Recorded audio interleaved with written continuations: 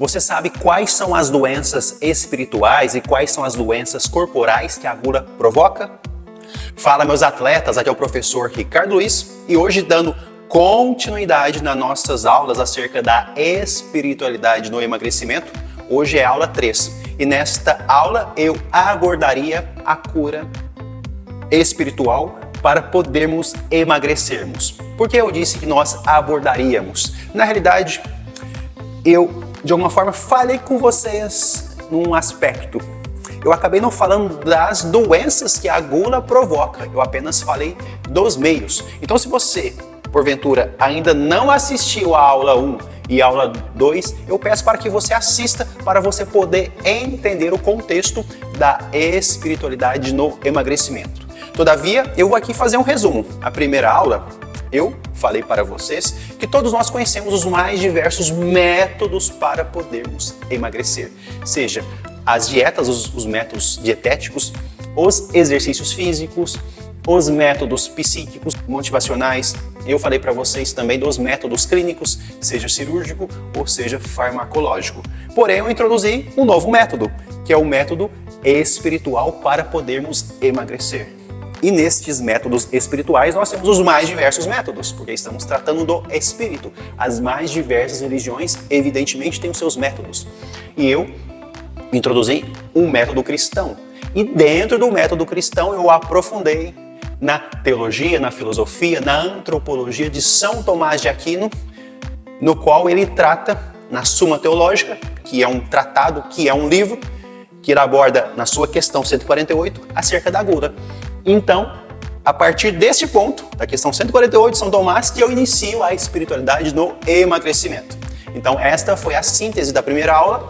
E na segunda aula, eu falei das 5 características da gula. E nessa terceira aula, eu falaria acerca da cura em relação à gula. Porém, abordei os aspectos, os meios pelo qual a gula leva a você, ou seja, leva você a doenças físicas e doenças espirituais. Então eu vou abordar aqui nesta aula para você acerca das doenças, as doenças físicas e as doenças espirituais que a gula leva a você. Então, quando pensamos nas doenças corporais, são elas as mais diversas. Eu aqui vou refletir apenas utilizando uma única linha de raciocínio em relação a alguns tipos de doenças. Porém, existem outras formas de se pensar nas mais diversas doenças. Aqui é apenas um apanhado geral para você, de alguma forma, refletir acerca da gula. Que a gula não é um pecadinho tão inofensivo para o nosso corpo. Ele é, de alguma forma, um pecado que vai gerando várias mazelas, conforme eu disse, de corpo e de espírito. Então, as corporais, por exemplo, quando eu aumento excessivamente a minha massa gorda, e vale aqui ressaltar, esse aumento dessa massa gorda não é apenas para pessoas extremamente obesas, não, serve para todos nós. Mesmo eu, por exemplo, longilíneo, se de repente, de alguma forma, começar a aumentar muito a minha massa gorda, essa massa, que na realidade ela é composta de adipócitos, são células gordurosas, de alguma forma isso pode inflamar meu corpo e também de alguma forma gerar as mais diversas doenças. Então, este recado aqui é para todas as pessoas, para se cuidarem em relação à gula e evitar o excesso, o aumento da massa gorda, dos adipócitos. Os adipócitos são essas gordurosas que uma das finalidades é produzir as adipocinas, seja ela anti-inflamatória ou seja ela inflamatória. E nós temos as adipocinas inflamatórias, tipo interleucina 6, TNF-alfa, resistina, entre outras. Destaquei apenas essas 3, que elas têm as suas finalidades benéficas no nosso corpo, mas também têm finalidades malignas, que provocam, por exemplo, a resistência à insulina. Ou seja, diminui o potencial da insulina, qual que é a finalidade da insulina? Facilitar a entrada da sua glicose nos seus músculos, nos seus órgãos.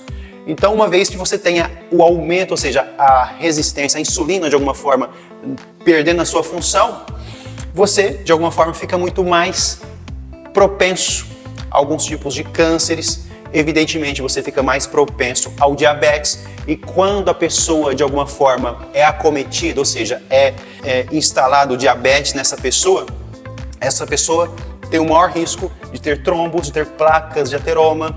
Esses trombos que provocam os acidentes vasculares cerebrais, seja hemorrágico, seja isquêmico, ou seja, os AVCs da vida, os infartos, as cegueiras, as disfunções renais, amputações, tudo isso leva a pessoa a perder qualidade de vida. Então, olha, esse aumento singelo da ingesta devido à gula aumenta a massa, que provoca tudo isso. Eu não estou aqui abordando, por exemplo, a estética, as limitações físicas que o excesso de gordura provoca no corpo, e nem estou abordando sobre a fadiga mental, a fadiga física que o excesso de comida e de bebida provoca. Abordei apenas um único aspecto. Então, as doenças corporais provocadas pela gula devem de alguma forma fazer com que nós reflitamos muito quando ingerimos os nossos alimentos. Então, falando das doenças espirituais que a gula provoca, conforme eu disse, eu estou me embasando a partir da questão 148 da Suma Teológica de São Tomás de Aquino. Porém, evidentemente, São Tomás de Aquino não é o gênio da lâmpada. Ele, de alguma forma, todo o conhecimento que ele descreve na Suma Teológica, ele descreve a partir da sua experiência, sua exegese, sua teologia, embasada na Sagrada Escritura, embasada na tradição apostólica. E nessa tradição ele traz da patrística, ou seja, dos livros dos padres da igreja, dos pais da igreja, do primeiro até o sexto século. Ele traz informações para construir a Suma Teológica.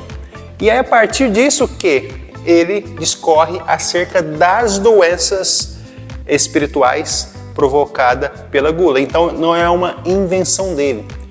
Por quê? Ele se embasa no livro Moralia in Job, que é um livro escrito, na verdade são um conjunto de 35 livros escritos por São Gregório Magno lá no século VI. São Gregório foi Papa, São Gregório I, ele discorreu acerca do livro de Jó, e embasado no livro do Jó, ele fez a sua exegese, a sua teologia acerca da gula e da espiritualidade, das doenças que a gula provocava. Então, quando nós estamos citando aqui São Tomás, na realidade São Tomás bebe desta fonte. Então, isso eu estou fazendo essa introdução para você entender que, na realidade, tudo que eu estou aqui dizendo, eu estou dando as fontes de São Tomás, São Gregório Magno, mas, na realidade, São Gregório utiliza o livro de Jó justamente como, embora no livro de Jó não esteja explicitamente falando da gula, São Gregório Magno utiliza o livro de Jó justamente para demonstrar o aspecto do sofrimento humano, das dificuldades humanas, e a partir daquilo ele discorre acerca da moralidade, da dificuldade, da espiritualidade, das necessidades espirituais para, de alguma forma, se tornar cristão. Então, apenas uma introdução para você entender como que esse conhecimento foi, de alguma forma, inspirado, construído. Então, São Gregório e São Tomás, o que eles falam? Eles falam que, então, quando a pessoa entra no estado desordenado, ou seja, come em excesso ou bebe em excesso, ou aquelas outras características que São Tomás fala que é a gula, ou a vaidade, ou mesmo comer antes da hora, ou comer de forma voraz, que é o ardenter, ou mesmo comer apenas especiarias, tudo isso gera a gula. E a gula gera essas doenças, são as doenças espirituais. E quais são essas doenças espirituais que a gula gera? A inépcia letícia. O que é a inépcia letícia? É uma alegria boba. Interessante, todas essas doenças espirituais, ela é muito visível, mas extremamente visível em pessoas embriagadas, que cometem o excesso de bebidas alcoólicas. Embora ele diz ele aqui de alguma forma não especifica apenas a bebida alcoólica, ele especifica também em relação à comida.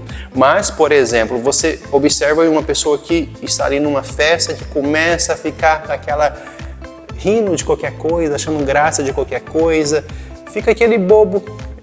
Eu já observei muito isso na prática em muitas festas, em muitas confraternizações que eu participei. Você observa a pessoa com essa alegria boba. A segunda é a ebetuto sensus.